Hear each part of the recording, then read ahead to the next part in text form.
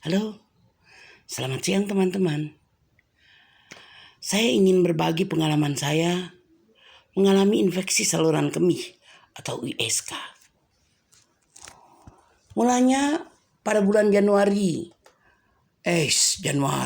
pada bulan Juli 2021, saya mengalami sukar kencing. Kencingnya sedikit, jadi pingin lagi. Tapi keluarnya juga sedikit. Saya coba tampung dan saya ukur.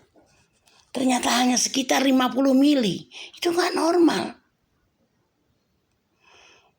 Saya perhatikan. Ada bau pada air kencing saya. Baunya seperti bau air kelapa. Dan warnanya berubah, tidak lagi kuning jernih, tapi menjadi pekat. Kuning pekat. Kemudian kalau saya tampung, di air seni itu berbusa. Juga ada darah, sehingga warna air kencingnya menjadi merah. Saya pergi ke internis, saya ceritakan, dan saya katakan juga bahwa saya saat itu mengalami pembengkakan. Mulai dari muka, badan, tangan, kaki terutama.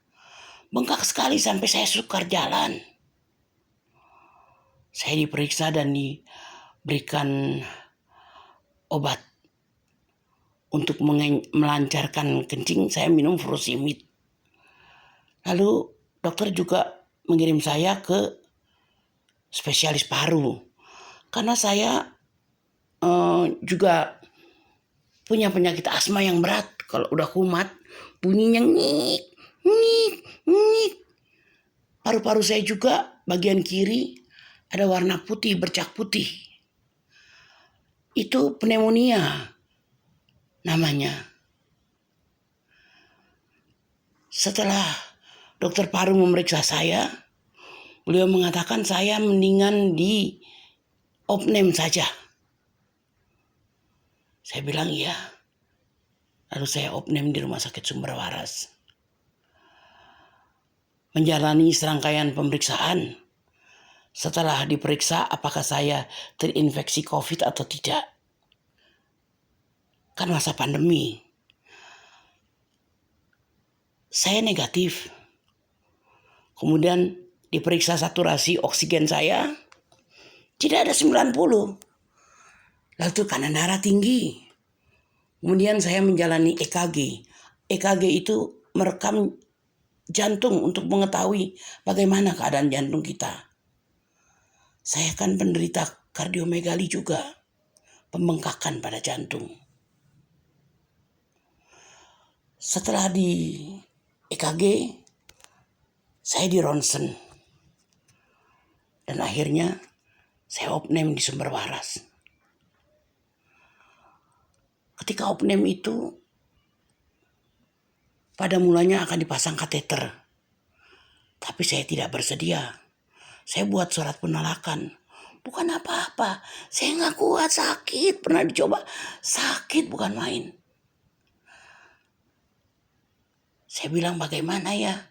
Kencingnya jadinya nampungnya gimana kalau nggak di kateter? Apa pakai pispot? Lalu diukur atau bagaimana?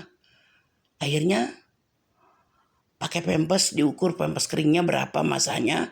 Kemudian kalau pempes itu penuh, ditimbang lagi berapa masanya. Selisih antara keduanya adalah air kencing kita. 2 minggu saya jalani itu. Dan berat badan saya turun menjadi 90 kilogram.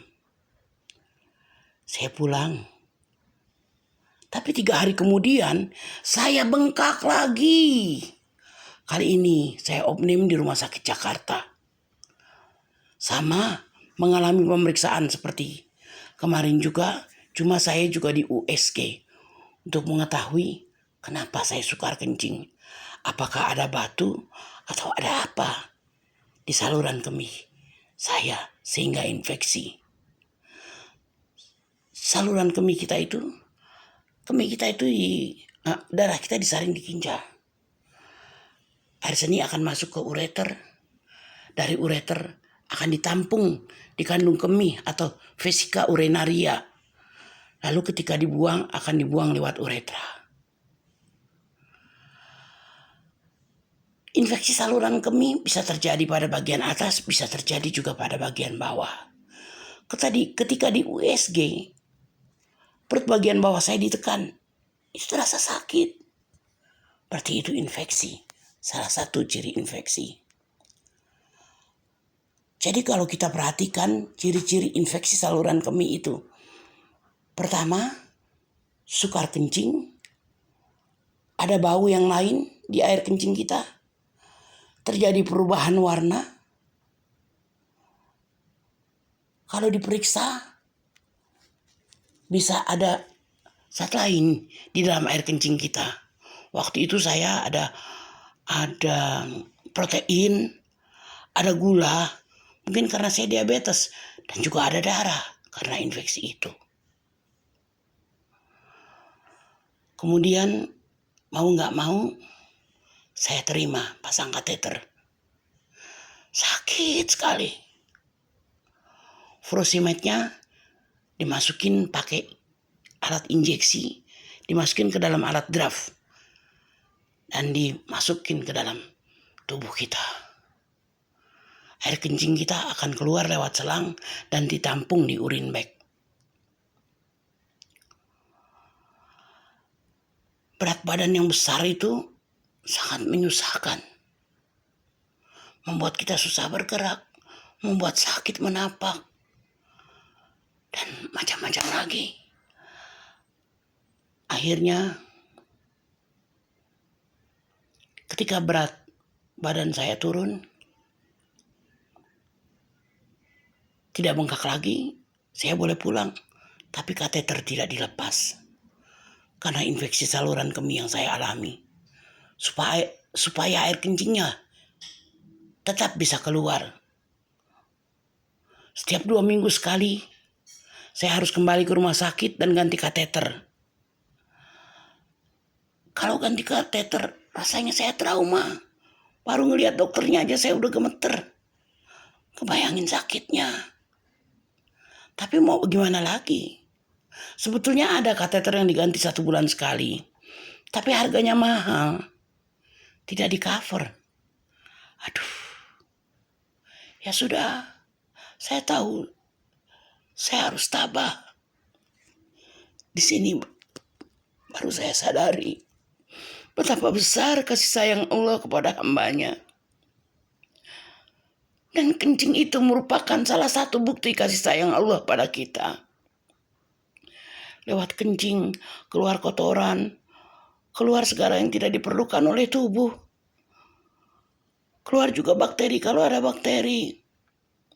Dan ada perasaan lega ketika kencing selesai. Kalau ini tidak. Malah sering saya merasa demam dan sakit ketika berkemih. 1 bulan, 2 bulan, 3 bulan saya nggak kuat. Saya tanya sampai kapan ini? Dokter bilang saya tidak tahu sampai kapan. Yang jelas sampai infeksinya terobati, sampai mudah sembuh. Ya Allah, sampai kapan? Aduh ya Allah. Akhirnya pada bulan Januari 2022, saya nggak tahan lagi. Saya minta kateter dilepas. Lalu diadakan uji coba pada tanggal 19 Januari, jam 9 pagi dibuka kateter saya. Ditunggu sampai jam 3 sore, apakah saya bisa kencing tanpa kateter. Kalau bisa, berarti tidak dipasang lagi. Kalau air kencingnya sukar juga keluarnya, maka kateter terpaksa dipasang lagi. Alhamdulillah, air kencing saya keluar banyak dan kateternya nggak dipasang lagi. Lalu saya ingat-ingat apa yang mesti kita perhatikan supaya tidak mengalami ini. Ternyata kita tidak boleh menahan kencing. Harus kita cukupi kebutuhan air minum kita. Harus kita jaga kebersihan vagina kita. Kalau laki-laki penis ya. Kalau kita kencing, setelah kita berkemih, Kita cebok, arahnya harus dari depan ke belakang, jangan dari belakang ke depan. Apalagi perempuan. Perempuan tuh uretranya pendek. Tidak seperti laki-laki. Jadi lebih mudah mengalami infeksi. Berpindah bakteri E. coli dari anus kita ke uretra kita. Lalu masuk ke kandung kemih kita. Di situ banyak air kencing. Oh, dia senang sekali di situ. Bisa berkembang biak. Lalu bisa masuk ke ureter dan naik ke ginjal. Kita bisa mengalami gagal ginjal. Astagfirullahaladzim. Alhamdulillah, sekarang sudah dilepas kateter saya. Dan ginjal saya dari stadium 4 sudah berubah menjadi stadium 1. Ketika stadium 4 itu ngerinya luar biasa. Karena kalau memasuki stadium 5, kita harus menjalani hemodialisa. Apa hemodialisa itu? Cuci darah. Astagfirullahaladzim. Oke teman-teman, semoga jangan ada yang mengalami seperti saya. Selamat siang.